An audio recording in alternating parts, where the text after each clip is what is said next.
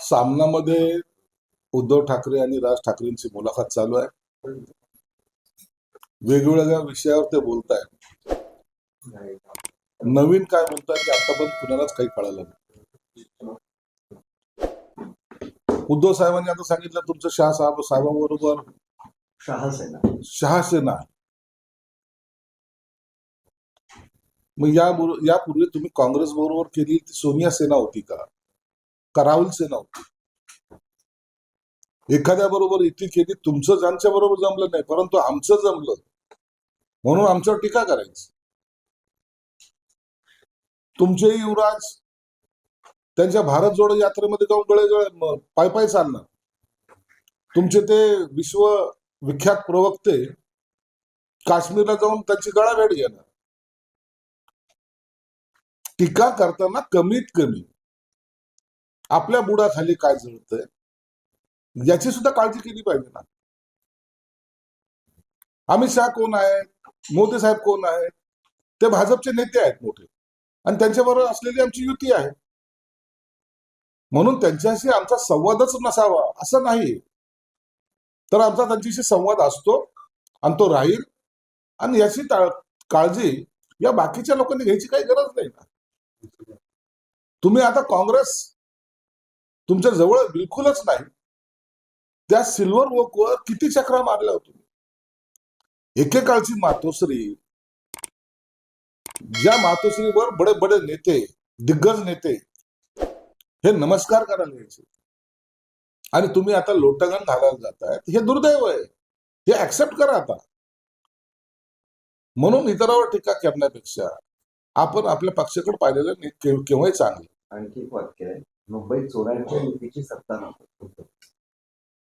आता चोर हे ठरवणार, मला असं देत आहे मुंबईकर हे ठरवणार. आता माझी मुंबई नाही, कारण की मी संभाजीनगरला राहतो ना. मग माझी मुंबई नाही का? मराठी माणूस कोण याचं सर्टिफिकेट हेच देणार.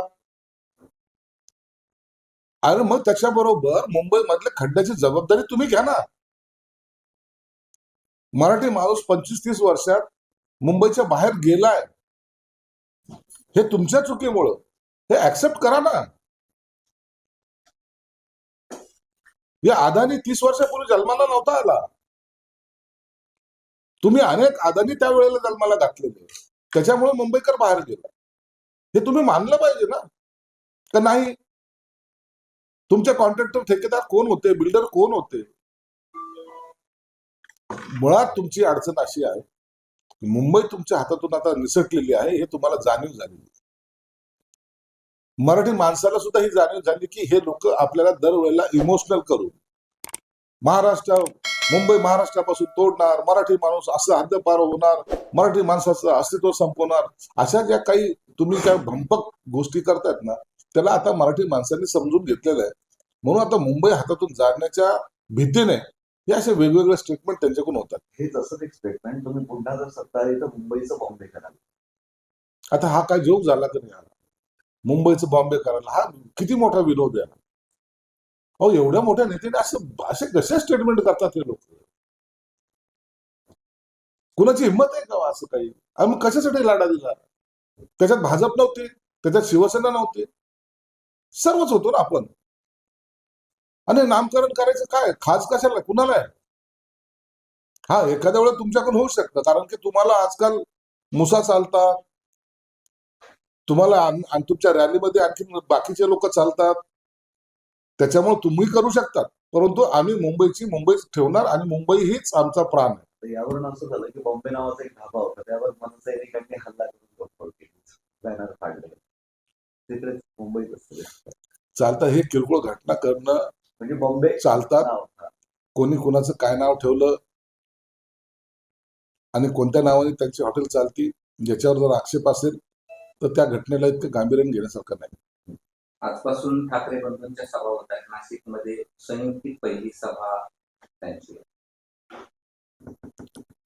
पहिल्यांदा इतिहासामध्ये दोघं भाऊ एकत्र येऊन एका स्टेजवर बोलत आहेत.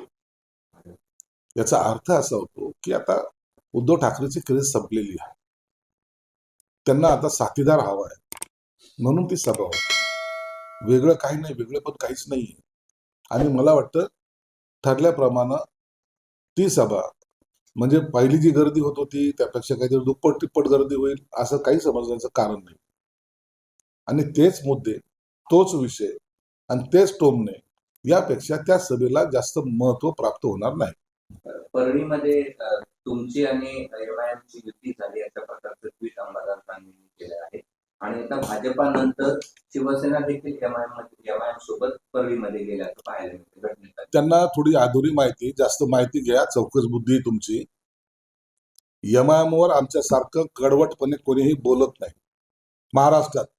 तुमची सुद्धा हिंमत नाही. आणि म्हणून यमायम फमायम हे आम्हाला मताचे जोग्य मागायला तुम्ही जातायत. संभाजीनगरमध्ये जे काही 12चे उभे केलेत ना तुम्ही 12, ते बघा. तुमचं हिंदुत्व कुठं चाललंय ते 12 उभे करून त्याच्याकडे लक्ष द्या. आम्ही कधी यमायम फमायम येत आमच्या कोसं दूर राहणार, कधी त्यांच्या बरोबर नाही ते. एवढं मात्र निश्चित, आम्ही यमायमला महाराष्ट्रातून हद्दपार करणार. गटनेता तर तुमचा एमआयएम एकत्र येऊनच बनवलाय परळीमध्ये. नाही, आमचा गटनेता त्यांच्यामुळे नाही बनलेला. कुणी जर बळजबरी कुणी जर पाठिंबा देत असेल ना, हे अंबादास दानवे गेल्या वेळेला एमएलसी झाला, त्यावेळेला हीच एमआयएम याच्या पाठीशी होती.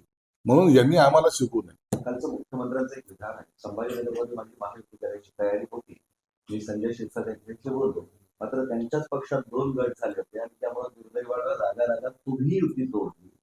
आता तुटली ठीक आहे, पण आम्ही मित्रपक्ष, पण नंबर 1 आम्हीच असणार, महापौर भाजपचा. हे बघा, मी स्पष्टपणे सांगितलेलं की त्या दिवशी शेवटची बैठक, वर्षावर मुख्यमंत्री आणि उपमुख्यमंत्री होते, त्यांच्याशी मी माझ्या घरातून संवाद साधत होतो सकाळी 3:45-4 वाजेपर्यंत. एखाद्या जागेचा तिढा होता, मुख्यमंत्र्यांनी मला विनंती केली, शिरसाट माझं ऐकावं लागेल, मी त्यांचं ऐकलं. अखेर मुख्यमंत्री आहेत, सन्मान हा ठेवावा लागेल, मी तो ठेवला. परंतु त्याच्यानंतरची जी काही परिस्थिती, सकाळी जो भाजपकडून प्रस्ताव येणार होता त्यामध्ये भाजपच्या स्थानिक नेत्यांनी खोडा घातला, त्याचा पुरावा माझ्याकडे आहे. कदाचित काल मुख्यमंत्र्याला त्यांनी काही चुकीची माहिती दिली असावी, परंतु आता निवडणुकीचा काळ आहे. या निवडणूक झाल्यानंतर मी मुख्यमंत्री साहेबाला त्यांनी दिलेला प्रस्ताव मी पुन्हा एकदा त्यांना दाखवेल. त्यांचा गैरसमज जर झाला असेल, आमच्यात काय गट होते, तट होते, भांडण होतं, हा विषय बाजूला, परंतु त्यांनी दिलेल्या शब्दाचं पालन मी केलं, भाजपच्या स्थानिक नेत्यांनी केलं नाही, हे तेवढं सत्य आहे. पण ते म्हणतात मोठा पक्ष आम्हीच, महापौर आहे आमचा. आता पक्ष आहे, पक्षाची अशी लाईन ही घेणं गरजेचं आहे. आता उभाटा बी चाललाय, तो म्हणतो की आम्ही सत्ता आणणार. काँग्रेस ज्याचं अस्तित्व नाही तोही म्हणतो सत्ता आणणार.